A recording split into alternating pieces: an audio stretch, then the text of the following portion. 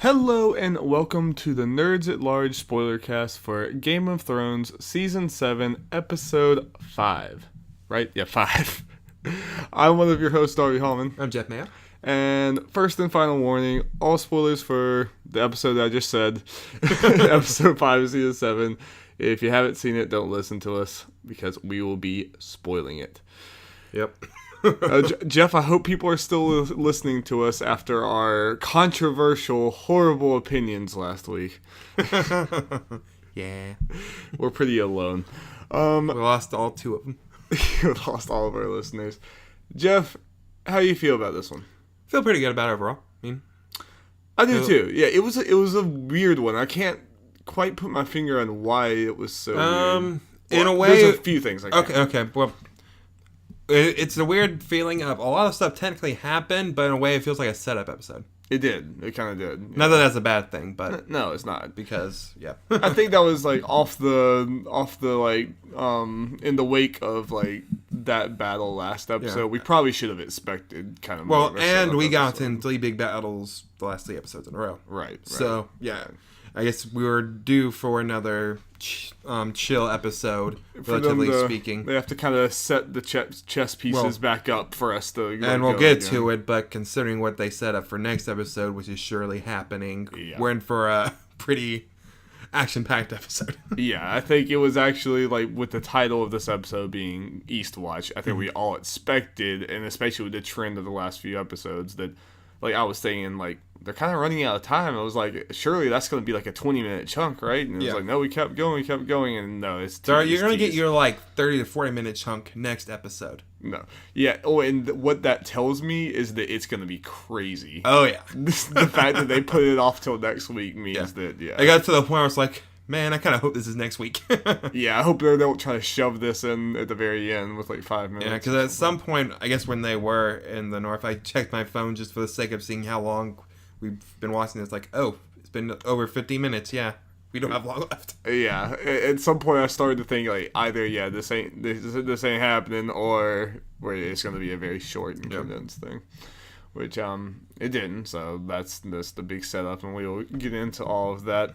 But, again, if you have not listened to us do these spoiler casts, we're going to just take this section by section through the episode and just talk about... It's harder for this one. It is hard. It's kind of, like, it's not as, like, clear-cut with sections because everyone's moving all over the place in one episode. Like, this is probably a record for distance traveled by some people in a single episode. Everyone found Littlefinger's secret. I mean, Littlefinger. I hope Littlefinger got a patent on that. I hope he's making some money off of his teleporter. You know he is. He's a smart man. Yeah, he's a very smart man. Right off, very first thing, the answer to the cliffhanger last week.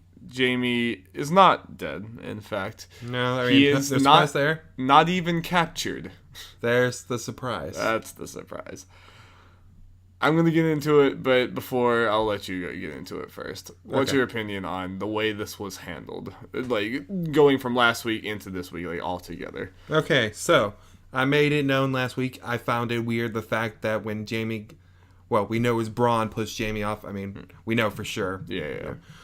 Pushed him off the fact that they were in a shallow area, then immediately he was in very deep water, despite not being pushed that far. Right. It's like, okay, if he's captured... And we talked about it right before the episode. If he's captured, that's not a big deal or whatever. It's the same outcome either way, whatever. Just makes it a little more dramatic than the episode. Fine, whatever. Right. But the fact that Bronn swam Jaime and all that armor a pretty long distance without anyone noticing. Yeah, out of the sight of the army. Yeah. I don't buy it. Yeah. I mean, he literally got, like, he was about to strike Daenerys and got knocked into the water. Daenerys was looking right at him in the eyes. There's no way that went unnoticed. Yeah.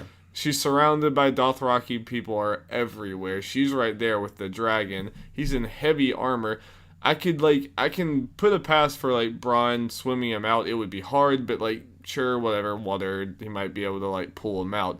But it would be slow going, And for him to be able to, swim him all the way to the other side of the pond and no one even, like, goes in after him or looks for him at all when this is Jaime Lannister. Yeah. This is, like, the lead general of your enemy army and you're not even going to try to, like, hey, he fell in the water, let's go look after him. Yeah. I don't buy that. Yeah. And, in the and the fact they're able to get away, I mean, yes, you say they're underwater, but them able to get far enough, breathe underwater, get far enough to where none of them can see him. No one on Daenerys' side can see him. Yeah, and at the end of the day, basically, with all that had to happen last week, and we end with Jaime, like, falling into the water, and, like, it cuts to black, and this, like, crazy cliffhanger ending, there was really no consequence to it. Yeah. He just kind of, like, got out of there, got back to King's Landing, and it's there. Yeah, I mean, there were consequences in the fact of having the war, but as far as, like, our major characters, we mainly lost a bunch of foot soldiers and side characters. Yeah, the fact that both Jaime and Bronn made it out of that battle, made it out of that whole situation is just... with no major injury. Right, yeah. It's kind of questionable. Yeah. And I can put aside, like, a lot of things for the show because, I still, like, it's not like I'm going to be hung up on this forever and hate the show for it or anything. But this is definitely one of those where they tried to have their suspense, but also, like, they tried to have their cake and eat it too. They wanted the suspenseful thing, but they didn't want to part with Jaime and their arc that they had with him and Cersei and everything. Yeah. And I feel like if this is what you were going to end with, you should have changed something along the way. Mm-hmm. If he had become a captive, I thought that's what everyone assumed it was going. When I heard people talk about this, they rarely even mentioned this being a possibility because it doesn't make sense. Yeah. So that is disappointing. I won't lie. That was kind of disappointing. Yeah. But overall, I think that was probably the most disappointing thing in this episode as far as just actual plot point writing wise. Yeah.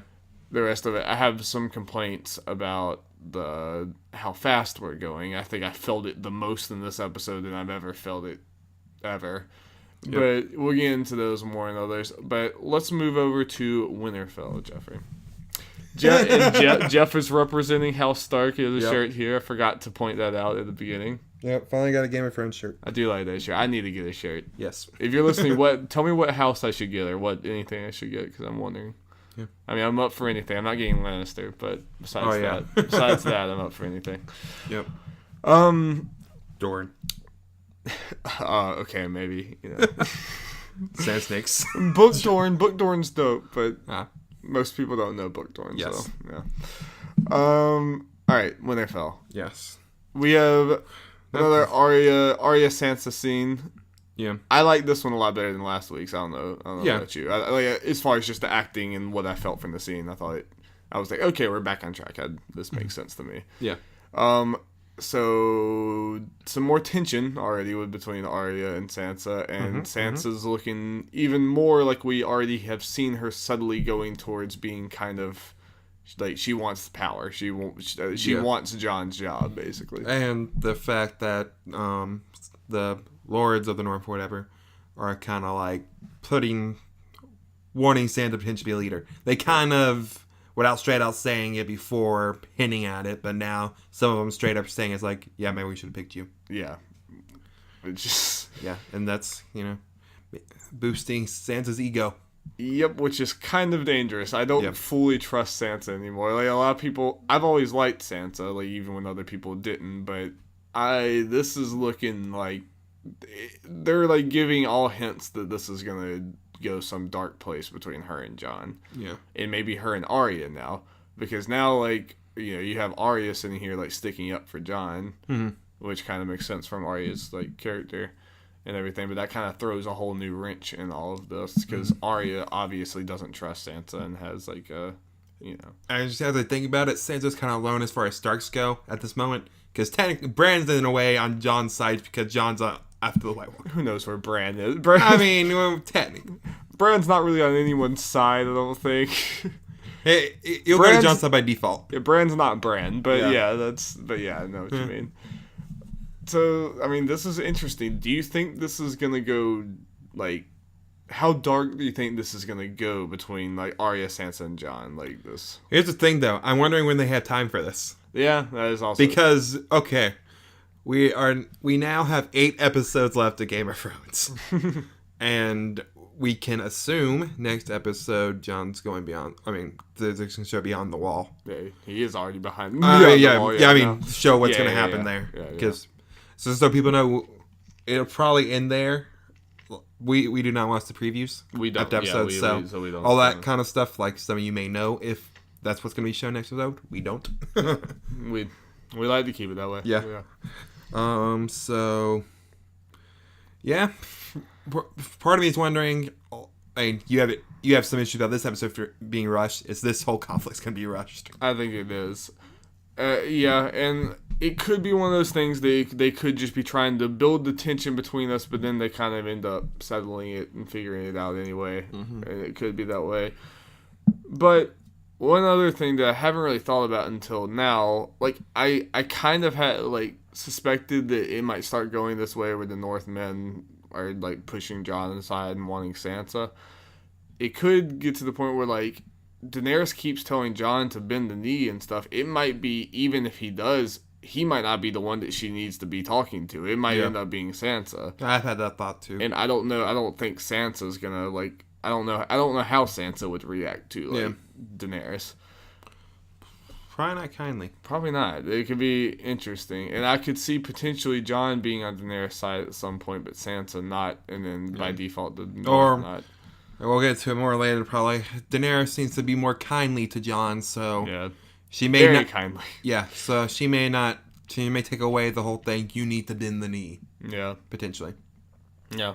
Yeah, I don't know who's gonna break in that. Like they're both kind of back and forth in this weird flirtation thing that also has like thousands of people's lives on the line. Yeah, it's kind of a weird way to flirt, but yeah, it's interesting. Sansa could throw a whole wrench in that whole thing. Yeah, you know, good. Mm-hmm. Yeah. Also, with the whole like me wondering when they're gonna fit this in, I just kind of thought about. I guess we're preparing this, and now like. Are they just partly doing this to give Sansa something to do? Potentially, could the be. writers. Could be. Yeah. Because, if you think about, like, what else could she do until, like, I guess the White Walkers come. Yeah, I mean, the last couple episodes for Sansa has been the whole thing hinting at, she's gonna want power and then go after Jon. On Jon's side, it's never come up. So, yeah. I don't know. So I'm just interested to see how this will go. I think Sansa, like, internalizes a lot of that, obviously. Like, Arya's, like, bringing up, she's like, you don't want to be thinking about this, but you are, about, like, wanting to take that. And she's like, I have work to do, and goes away. I think it's going to come to a head at some point, all of this, and I think we're building towards that. You may not know till next season. We might not, because especially with 2 episodes left, like, I don't really know. And, again, all these problems might not be problems anymore when you're having to worry about ice zombies coming forward. Yeah. And like me and you were talking about before we started recording this, someone in Jon's little party is dead. If not multiple someones. Yeah, because as far as we know, it's a small group, and if they're going against an army of the undead, it's... Okay, that's going to be one of those things where it's... I guess depending on how they do it. Yeah. But if it's like a head-on kind of battle where they are in, a decent fight... that has some stakes instead of just kind of sneaking around and grab a White Walker. Yeah. Like, it would be BS if one of the main characters does not kick the bucket. I agree with you. And we're getting more and more like that way. I just picture him sneaking around the back and just, like, cupping the White Walker's mouth. And he's like, or something. It's just so weird. Yeah.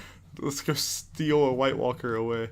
I want Jon to be under a box. Also, how are they gonna, like, I think if you touch them, it hurts you, right? Like, it freezes you and stuff. Like, I don't know. Well, yeah. We're jumping around. Like, I mean, it just... Well, here's the thing. That we don't know the exact plan to do it, so... Yeah, I mean, I guess you could kill the White Walker and then bring it, but then Cersei might be like, this is just a frozen corpse. Like, corpse, I don't know what you're ready to probably do. Yeah, they may have flat out said it, and we may have forgot, but you would assume you need a living... I would guess so. Yeah. Well, moving on, still in Winterfell, we have Littlefinger being Littlefinger more, but this is probably the like most heavy plot heavy Littlefinger being Littlefinger moment this season. We've had a lot of Littlefinger being like weird this season, but it's kind of been not that important until now.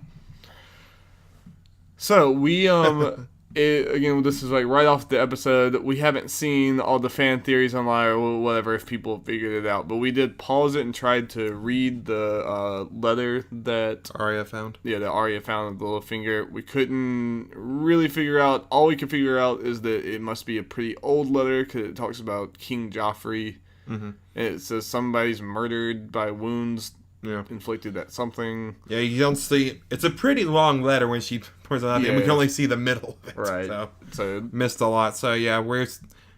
me and Darby, like, obviously it's either really old or it is forged. Or it's forged to make it look like it's really old. Well, when I say forged, I mean it's new but forged. Right. And it's, at the bottom, it's your faithful sister, Sansa. Yeah. So, also makes you wonder... Who's it supposed to be too? Like, if Littlefinger did make this for Arya to see, what is he trying to get her to think about Sansa? You know, like, I'm guessing they're trying to sow the discontent, or he's trying to do something. It's kind of hard to tell what he's trying to do. I mean, you gotta, again, you read the books and everything. You were better remembering these kind of things than me. So let me know if I'm missing a detail, but. As far as who the letter is technically addressed to, I guess you would think it'd be Robb. Back in that time, but I would guess because like back in that time, Jon was just at the wall. Like I don't know what Sansa would know anything about him doing. That would be my guess. Yeah. That would be my first guess. Would be Robb. Unless this is. I mean, like, I guess it doesn't technically have to be old. It could be, like, something he's saying now, but something he learned about Joffrey. I don't know. So it could be Jon. Yeah. But if it's that old, I would have to say but based Robb. On the context from what we saw, I would say Robb. Yeah. I don't know where that goes. I don't know what it could be saying. I mean, like, it's hard to decipher this. And I think it's intentionally so. They knew that we were going to be pausing that and trying to read that. So, But... This is cool, though. This is the first time I've actually been interested in Littlefinger this season. He's kind of, like, just been confusing me. He's just been weird and creepy. Standing around talking to Manly Sansa, saying some smart-ass thing. Or saying stuff that, like, it seems like it's supposed to be smart, but doesn't really make sense. Look all around you, Sansa. Your enemies are on all sides. But what about in front of me, Littlefinger? Not there, dear. When people are just convinced, like, Littlefinger is going to open up the multiverse or something. Yeah. This is going to turn into Rick and Morty. Yeah. There's going to be Pickle John, Pickle Dragons. So, not much to say, but I did actually like it. Also, unpopular opinion, but this is one of the first times in a long time that I've been interested in Arya. Arya's character, I feel like ever since she went to the House of the Black and White and the Faceless Men, ever since starting then on, her character has always been, like, weird to me, not that compelling to me, and just kind of, like, one-sided. Like, it's just... And a lot of, even kind of now for me, like, where is this going? Yeah. What is her role in this? Unclear. I mean, even now, it's like, I guess, it was all that just for her to expose Littlefinger? Is that what all this was leading to? That was like 2 full seasons just for it's like and there was the Frey thing and everything else. But it's still a little like she still seems a little aimless plot wise. And I mean I remember back in the day like with her traveling with the Hound, that was like my favorite storyline. I like loved that so much. But since then, I haven't really enjoyed much of her scenes. But I actually really did like this, like, because this screamed Arya to me. That, like, she's gonna track him down. She's gonna follow him around and sneak in there. See, these are the skill sets I can believe her having. And it's awesome. It's like Arya can be like a badass with this. It's just realistically so, and I like that. Yeah. So I really loved that scene, and that's one of the things. With all of this, I'm actually the most interested to see like where that's going now with Littlefinger, which last week I wouldn't have said, So that's good on them. We'll find out soon, Darby. Yes. All right, Jeff. Let's move south to Dragonstone or the nearby areas. It's pretty much the Daenerys section. The Daenerys section. This was like very early in the episode. Very burnt, crispy Tarleys. Yes. Yes. They did. what you think about this whole thing and the whole, like, obviously Tyrion, like, begging for her to not burn people alive and their sons alive and wipe out houses and stuff, and she kind of did it anyway and had her supervillain face that she occasionally puts on. How worried did this? How far did this move the needle for you in worrying about Daenerys being? It did a good bit, because even from, like, especially from Tyrion's perspective, you understand why he did not want her to do that, because it's like, hey, I know you pretty well, he thinks. Like, these people do not know you. If you're burning people alive who do not immediately listen to you, you're giving out some great Mad King vibes. Yep. So, even if that's not who you are, you should probably think that. Yeah, and because these people are already predisposed to think of you that way. Yeah. The last Targaryen they know was your father, who was a madman who burned people alive, and all they've heard is Cersei and everyone else talking about how horrible Daenerys is. And then the only time they see her, she comes on a dragon and burns everything. Yeah, and these men that you're talking to literally just saw you burn all of their friends alive and all the people they were fighting with, and it could have been them. Yeah. So, yeah, this is the time period. Even if you're mad, you're wanting to win this war, you've been losing, I get this, you need to be more aggressive, all that. This is your chance to win people over and to kind of, like, set that record straight. So while I kind of get it from Daenerys' perspective, I do think this season's done good with having. There's been a lot of situations where I could see both sides of it. Yeah. Even if I side with one, I could see both. Mm-hmm. And Daenerys said, like, if I give everyone the option to disobey me or whatever, but not be killed or whatever, then everyone will take that and we get nowhere, basically. She said it in better words, but kind of like that. Like, if you give everyone that's every time we try to repeat what someone in the show says. This is also true. Because we're talking on the podcast at 11 p.m. and we're not writers. Yes. That's the biggest part. Yes. But, so I kind of got it from her perspective too, but ultimately I agree with Tyrion. Yeah. It's probably not good PR. Yeah. Well, and Varys. And Varys, which we can go ahead and move on to that. So, Varys and Tyrion are kind of like, number one, it was awesome. It was cool. I love them together. Anytime we can get a scene with them together, I love it because they're just hilarious together. But them kind of like drinking away their sorrows and maybe questioning their choices with Daenerys. Yeah. Do you think this could be leading somewhere? Like, for Tyrion and Varys to maybe eventually defect if they don't like what she's doing enough? I mean, they've pretty much been setting it up for a while. I think so too. But this kind of leads more into that direction. So we're still kind of the way to see how this goes type thing. Right. But as we'll get into later, the whole plan where it seems like the focus overall is going to be, away from the war and to the White Walkers. Yeah. Like, when will that come up again? Right. Yeah. I mean, like, because Daenerys might not even have the opportunity to be cruel for a while. Yeah. I mean, I don't think Varys is going to be mad if she toasts some White Walkers. Yeah. He might be fine with that. I just like the little joke where Varys was messing around with Jon's little note throughout the thing, and he's like, oh, what's that say? It's like, oh, it's from the North, whatever. I didn't read it. Like, so what's it say? Like, oh, nothing good. That was great. I love that. Also, like, on that, I mean, the humor was great, but I really thought it was powerful when Varys was talking about, like, he did the same thing with King Aerys, and he was like, as they burned people alive, I said that it wasn't me. Did this, it wasn't me. I thought that was really powerful. That was really good writing. Great acting. And also great acting. Yes. So I'm worried about that. It's definitely looking like Daenerys is subtly, just more and more episode, sometimes not so subtly, they're just steering her more into a dark direction. Mm-hmm. But they're also steering her in happy directions too, sometimes with the way Missandei talks about her, some of her interactions with Jon, some other things, and she still talks to Jon about, like, we both want to help people and do this. So there's kind of this weird, split thing with Daenerys. See, the only reason Daenerys talks like that to Jon is because she likes him. She likes her nephew, Darby, okay? So, eventually she'll just be like how Cersei is with Jaime, where she's like, screw everyone else, it's just me and you. She'll do that with Jon. Maybe. And then Jon will kill her, and Jaime will kill Cersei, and then Jon and Jaime will just go have a beer and talk about it all. Yes. Yeah, man. That's my ending. Suck. That's my ending. Yes. I think it's canon. Okay. I talked to George. Yeah. So, moving on.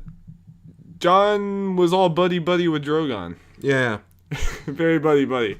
This has been like a theory, people, myself included, have been expecting something like this to come for a long time because it's not really a spoiler anymore. Jon's probably a Targaryen. It's like very, not very, probably. very, There's no probably about it. especially now. Like, Jon is a Targaryen. And if you had any doubt before, then this should dispel any last little shred of doubt that's anywhere to be found. Mm-hmm. So, Jon's riding a dragon, right? I mean, yeah. Like, 100% right. So, but who's going to ride the third dragon? It might get shot in the face with a scorpion. Okay. But they're not going after King's Landing anymore, so I don't know. I don't know. Darby, the correct joked answer was Bran. I mean, I think the correct joke answer is Podrick. As it always is. Yes. I mean, come on. Yeah. You're right. Podrick for the Iron Throne, Podrick to ride a dragon. Yes. That's why we watch Game of Thrones, Jeff. Yes. We watch it for these reasons. Yes. I thought the scenes was cool though. I have not liked Jon and Daenerys' scenes much recently, but this was really cool to me. And it's more of a scene between Jon and a dragon. It really was, yeah.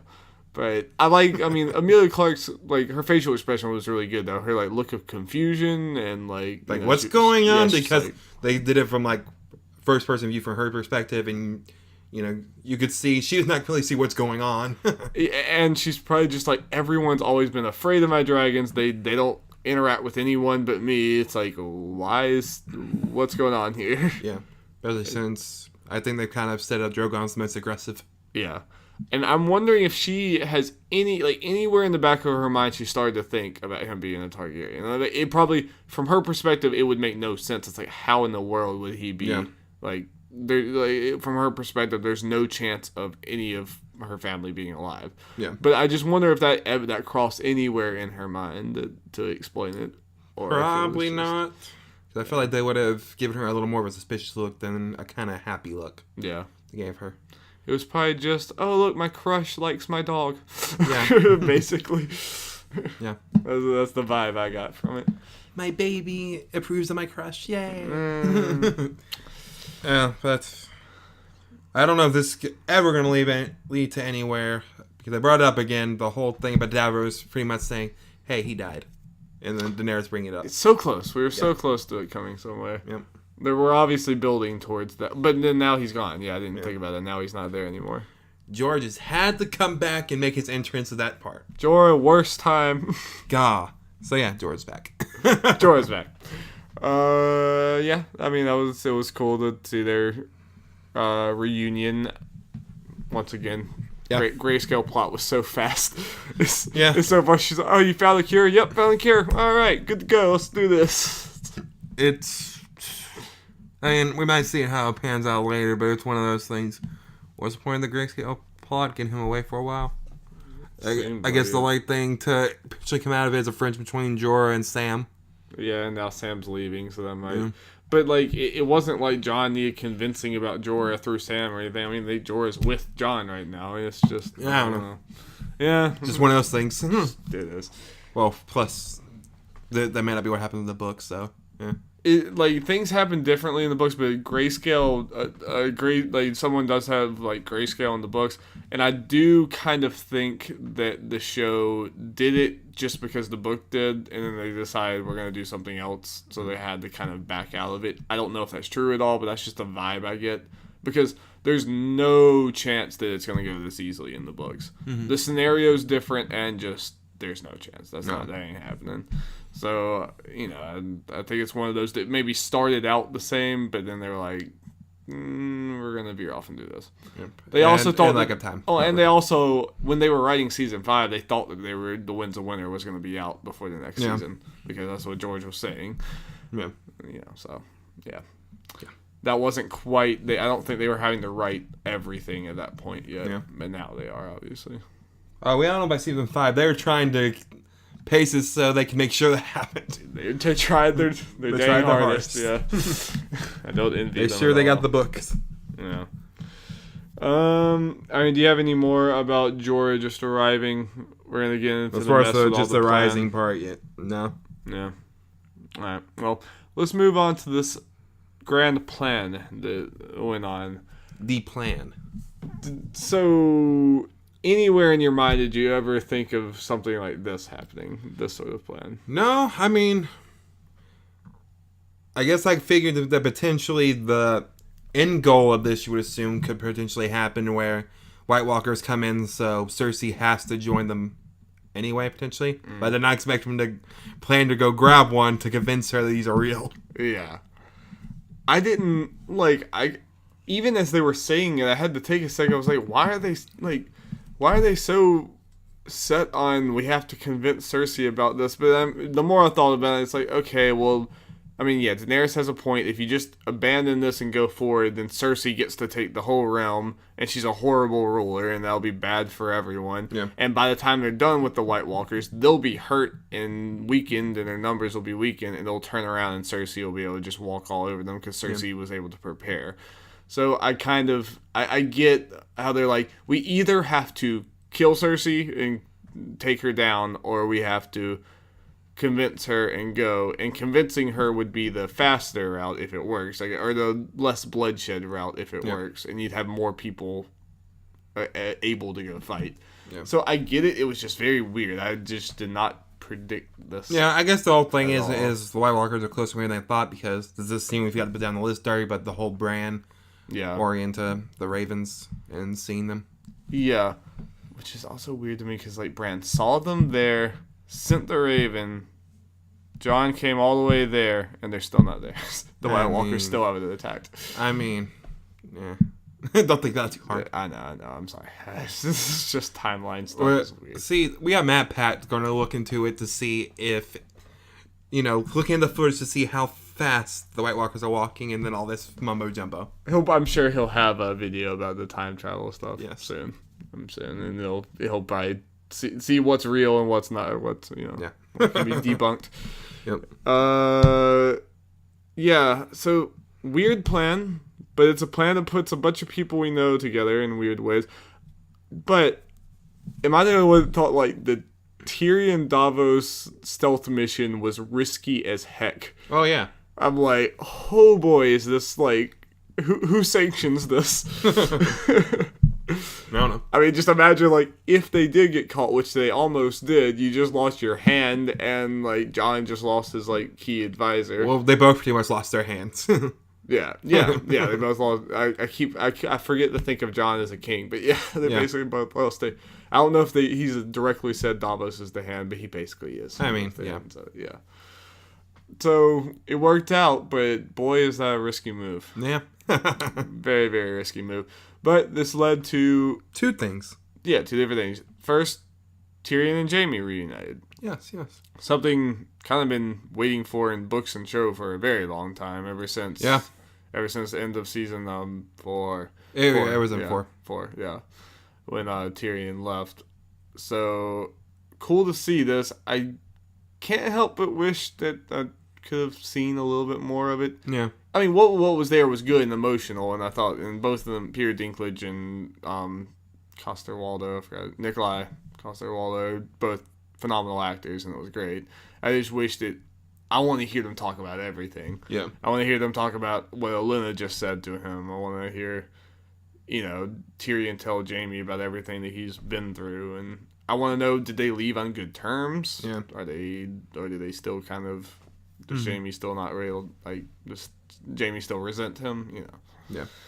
Those are things that I just, if I could have everything, I wish I could have. But I think that goes into your whole thing, which I can't remember if you've said it since we started recording, the whole pacing of this episode being really fast. Really fast, yeah.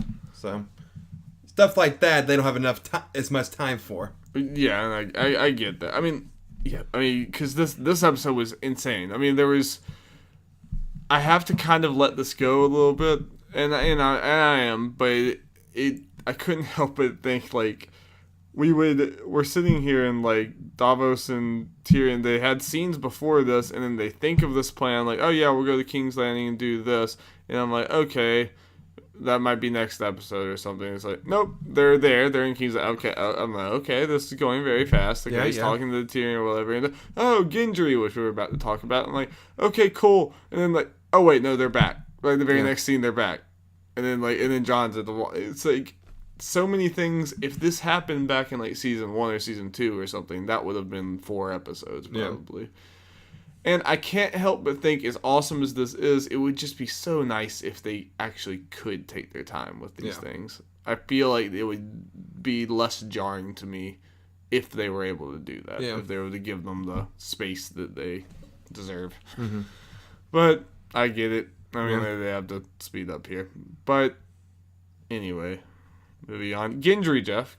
He's alive. He's not rowing no more. He's not rowing. I was expecting to be a little more buff. Like I thought after all that rowing, you know. Yeah.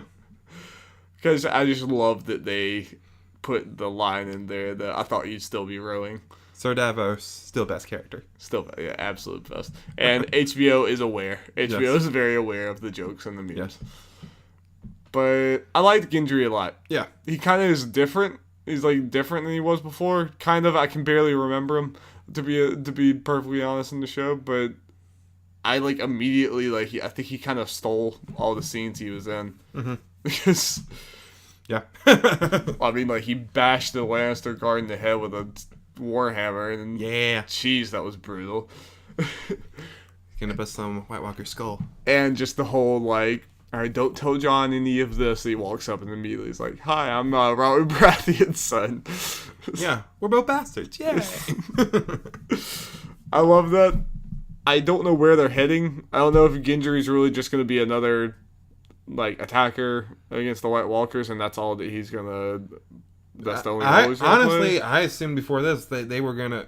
Davos, part of the reason he was gonna get him was bring him as a blacksmith to do weapons for the Dragonglass. Yeah. That's what I assumed.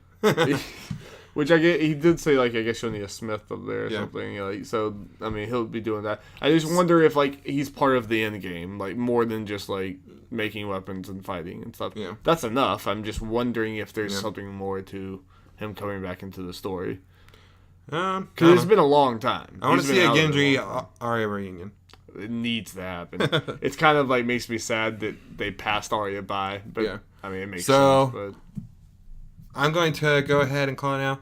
I mean, I'm at least Gendry survives. Yeah, well, I'm hoping Gendry survives whenever they show next week. Next week. I'm just going to say it's next week. Yeah, probably. I'm going to assume he survives because I guess it'd be a Game of Thrones thing, but to bring him back, kind of set him up, okay, he's going to be a blacksmith, okay, whatever. And then he immediately dies next episode. Yeah, that would suck. Yeah. Yeah, and it would suck to not see him and Arya talk to each other. The only other thing I guess I could see if he does die, they could bring it up to Arya and say like he died fighting or something. But yeah, who knows with Game of Thrones. But again, the whole thing with him being a blacksmith, I can't see him at least not doing some smithing. Yeah. Unless they pull, hey, before we left, guys, we made some Dragonglass weapons. They'll probably do that. I'm guessing some of that. Yeah. So. Gendry just brought some equipment and made it on the boat. Yeah. But no matter whether he dies, whether he smiths, whatever he does, I have to see him smash some White Walker heads with that hammer, though. That's going to be awesome. Yes. Everyone always just does swords. It's kind of exciting to see someone with a giant warhammer. Yeah. And it's cool as a book reader because that was Robert. That was, Robert the King Robert. Robert Baratheon. That's what all the stories are about, like, in the Robert's Rebellion, like, he was this gigantic hulk of a man with this huge warhammer that could just beat people to death. And I'm excited to see kind of some of that reborn in Gendry. Yeah. And the jokes can end. The jokes can end about Gendry rowing. He is not rowing anymore. I hate when a good meme dies. And it is. Rest in peace. You got any more on Gendry? No, I think that's it as far as Gendry goes. Well, speaking of Gendry and everyone, let's just talk about this group that we're going to be seeing next. Probably next week. So we have like the Hound and Beric and Thoros and all of them. Jorah, Gendry, Davos, Jon. Davos is not in the group. He stayed behind. He stayed behind, okay. They even mentioned that beforehand, and he was not in the group. What a weird group. it's like people I never would have expected to see together, and if I saw them together, I thought it would have been because of like if Jon and Jorah were together, I thought it would be because Daenerys was also there or something, or the Hound. I don't know. I just never would have saw this group in particular, like without anyone else. Just this group, it just seems so strange to me.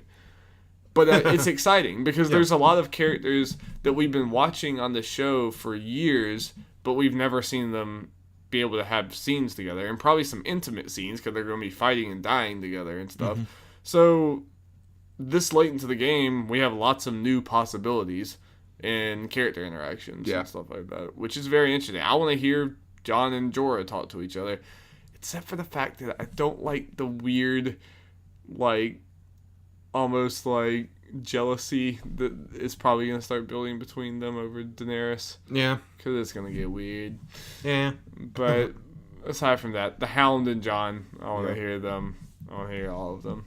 And just the Hound in general. Yeah, I want to see the Hound bust some skulls. Heck yeah. Any skulls. So, I appreciate how weird this grouping is. Yeah. It's so strange. Yeah, so... Yeah, it's kind of weird. Jon going up past the wall now. Yeah, and he started this episode in Dragonstone. Yeah. So, yeah, Jon north of the wall again. Do you think they're going to be successful on this mission? Do you think they're going to, even if they lose some, do you think they're going to be able to get a White Walker back with them? I don't know. I mean, like, it looked like none of them had a cage. I don't know, like, how are they storing this they had White people, like, behind, no names, dragging something behind them that I don't think we got the best view of, so. Yeah. What do you think about the whole, like, just from a narrative sense of, like, getting the White Walker, bringing it back? I mean, realistically, that's like the only way I could think of potentially of getting Cersei to get behind their plan. Yeah. Get her to believe them. It's just the weird thing of I expected the Cersei Daenerys war to end and then focus on the White Walkers. I think that we all did. Yeah. So the way things going now is, I guess depending on how this mission goes, let's just assume they succeed and get a White Walker and show Cersei whatever she's on their side. Just assume that. Then I assume they're going to focus on the White Walkers, and then are they going to go back to Cersei Daenerys, and that's going to be the last thing we see? Or will someone get wiped out during that? And is Cersei going to send... If they convince Cersei, is Cersei going to send troops? Like, are they going to technically be fighting on the same side until the White Walkers are gone? And then, like... And then somewhere in there... obviously, like, even if they get Cersei to agree to do this, Cersei's going to be waiting for the moment to backstab. Yeah. And that's obvious. They even kind of talk about it when Jaime and Cersei, and she hints at that. So, yeah. Before we move on to the last section here, we completely forgot to talk about the fact that Cersei said she was pregnant. Yeah. So, potentially another Lannister coming into the world. Yeah. And Cersei has an heir, which is something that Daenerys doesn't. Like, once the kid happens. If the kid happens. Mm-hmm. It's weird. Yeah. Didn't see that coming either. Yeah. Or she could be bluffing the Jaime, I don't know. Yeah, I don't see any particular reason why, but it's Cersei, so I don't put anything past her. The only thing I can think is that something that brings them together that she thinks, but I mean, like, that would be figured out pretty fast, so I don't really understand. But... And also the way she, like, Jaime's like, who you gonna say is the father? And she said, you. Like, she just completely doesn't care anymore doing all that. So, I think that's gonna be another thing that just locks Jaime into Cersei. Like, whatever Cersei's fate's probably gonna be Jaime's fate. Oh, yeah. Because now we've been talking about Jaime killing Cersei. Yeah, but now Jaime's gonna, like, I'll also kill my kid. Yeah, that's my child. Yeah. I didn't think about that until the words. I was just saying this right now. Yeah. That's probably from a writing perspective, or from just, that's probably the most interesting side of all of this. Yeah. It's because I was so convinced that Jaime was going to be the one that kills Cersei. Now that makes it a lot harder. Yeah. Well, then. Interesting. Well, okay. It could still happen, but we don't know if there's going to be a time skip or not between this season and next season, especially since it might be over a year in our time. Yeah. So might be a time skip. Baby's already done. It's already out and about. So if there's time skip, the baby's out and the White Walkers still have it. Like, yeah, I don't know. I'm just throwing out words. I mean, granted, like Sam and Gilly's kid has been a kid forever. Oh, and that like, correct me if I'm wrong, but I might have found like a very, very, very crucial time plot hole. I think I know where you're going at. Sam said, "I let Bran through the wall several years ago." That kid has been a kid since that time. Has it not? Yeah. And it was a baby for most of the story. I was going to say, I feel like little Sam's grown the most since last time we saw him than the course of this whole, since he was born. Yeah, he has. So, unless just Old Town has been so much longer than it seems like. Yeah. Which I guess is possible. What all this traveling around people are doing. Like, I would have to, like, look closely at, like, Jorah's thing, which I guess Jorah's could be a long time, too, because she just sent him away and then we didn't see him again. That's the only thing tied to Sam's. And then I guess the dragon glass leathers to Jon. Yeah. I don't know enough. Like, I can't tell right now, so it might not be. But as soon as he said, like, a few years, I was like, that might be a problem, but... Little Sam ruining everything. He just grows insanely slow. He just has a issue. Yes. He's actually like 7. Yes. Anyway, speaking of Sam, last section here. Sam kind of dropped maybe one of the biggest bombs of the show so far, and didn't even realize he dropped the bomb, or technically Gilly did. Yeah.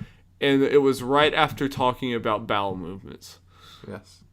And he proceeded to yell about bowel movements immediately after the bomb that was dropped. So, it was again, it was in between 2 references of poop. So you might not have caught it. And stairs. You might not have caught it, but he said that Rhaegar Targaryen, or she said that, Gilly said that, she was reading in the book that Rhaegar Targaryen, I don't think they mentioned Lyanna by name, but... No, they didn't. But they said that... They literally...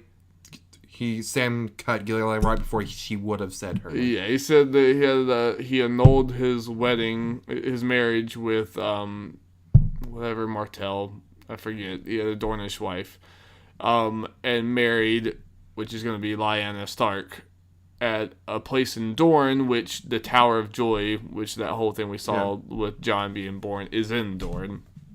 Very obvious that that's what they're talking about.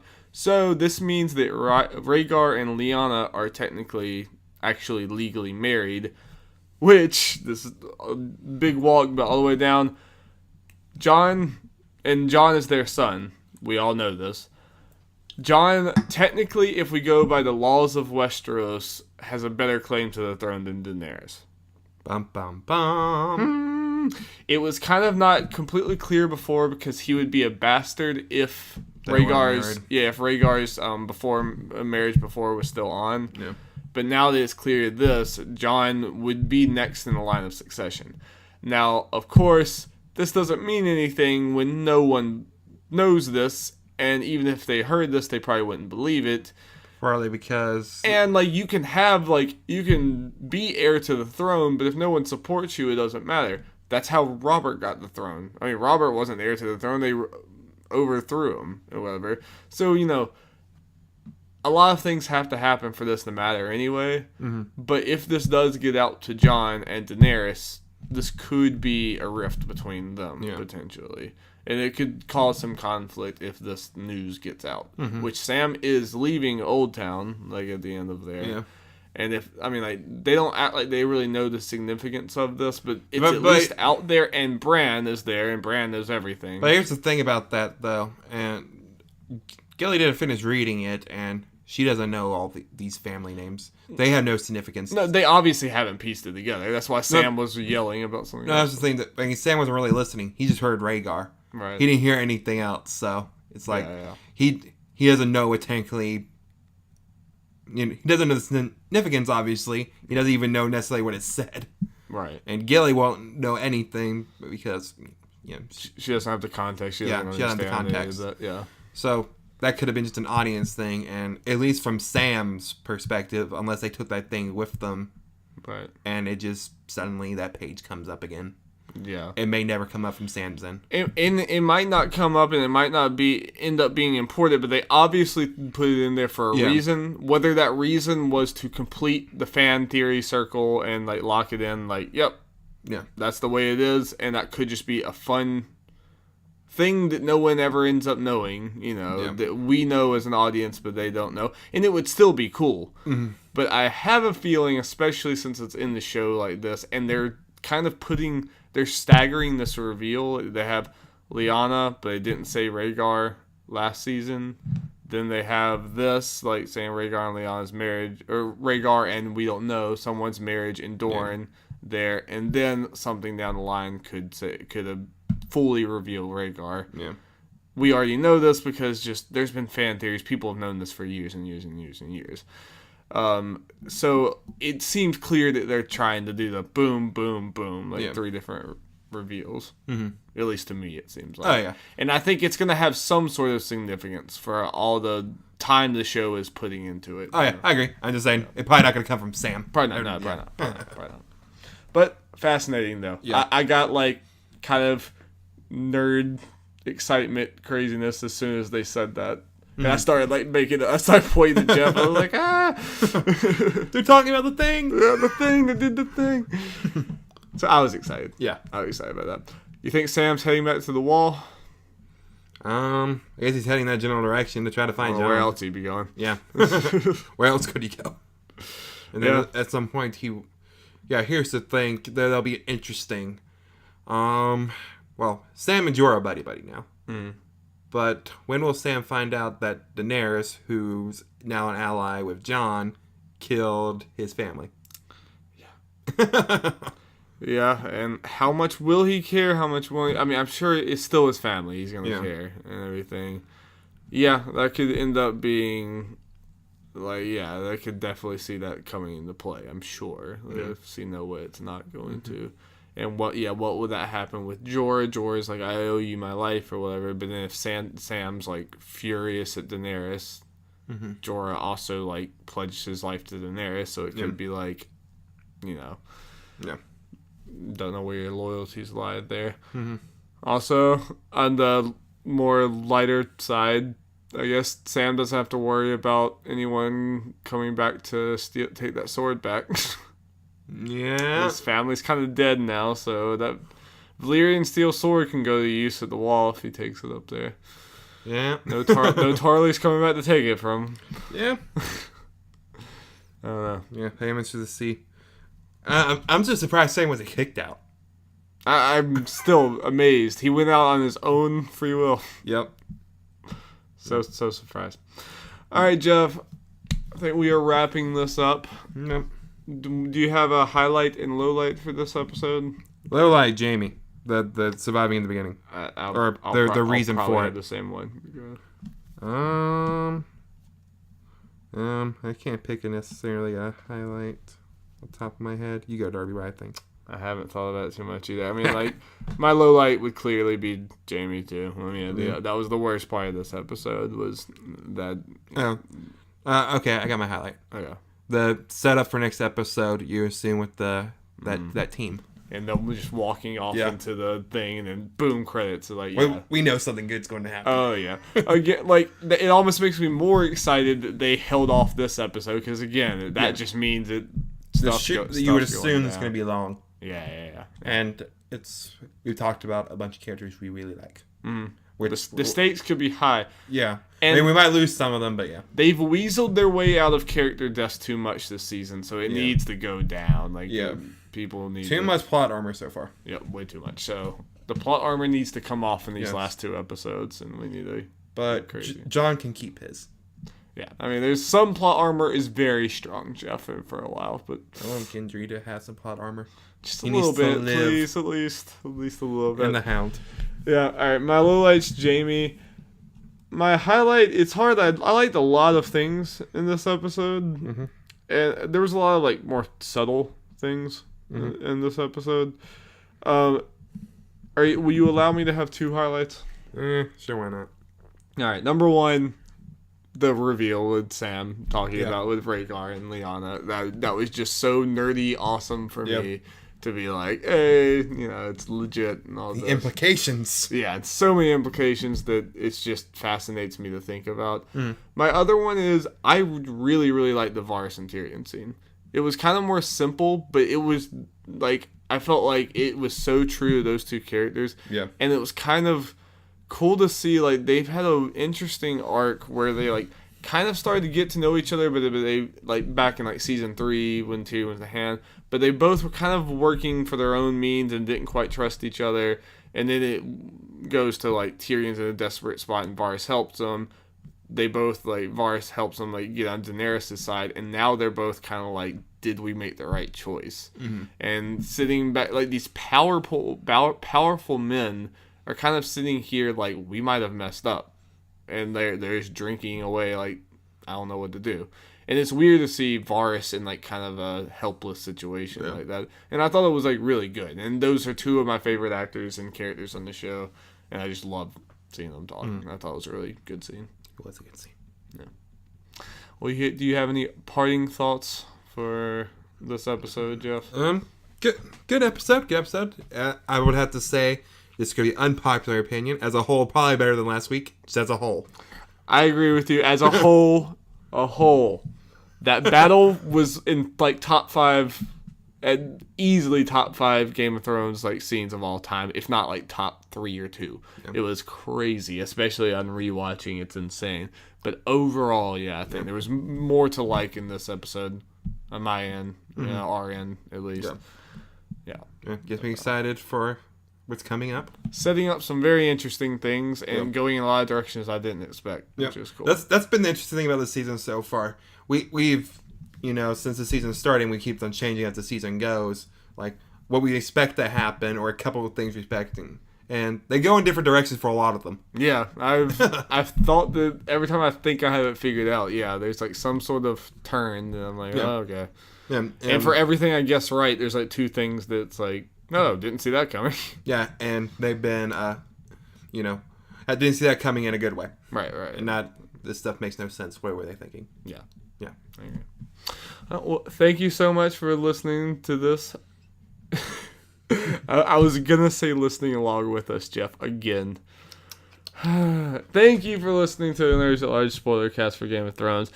If you like this, we do this every single week. So, only 2 more weeks now. So definitely check those out. You can go back and listen to our other ones. If you like video games, check out the Nerds at Large Gaming Podcast. We post that every Monday around-ish. Monday, Tuesdays, it depends. Yeah, around that time.